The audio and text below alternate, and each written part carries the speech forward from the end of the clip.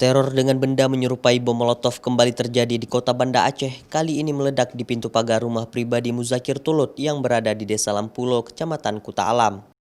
Benda yang dicurigai bom Molotov itu diketahui oleh pemilik rumah saat pulang usai salat subuh Selasa pagi, sehingga pintu pagar rumah Kepala Dinas Perhubungan Kota Banda Aceh ini membekas hitam akibat ledakan benda tersebut. Berdasarkan pengakuan tetangga sebelah rumahnya saat kejadian sempat mendengar suara ledakan keras. Namun, seluruh anggota keluarga Muzakir Tulut tak ada yang mendengar suara ledakan benda yang dicurigai bom Molotov. Baru saya curiga, ini mungkin maling, bakar gembok supaya bisa masuk. Karena gembok yang dibakar, pas di bawah gembok. Lantas tadi saya buka CCTV, itulah CCTV, di CCTV baru terbaca bahwa inilah teror atau apa bom Molotov ya. Kenapa saya lihat ada api yang meledak besar apinya. Kita kan hanya itu kejadian.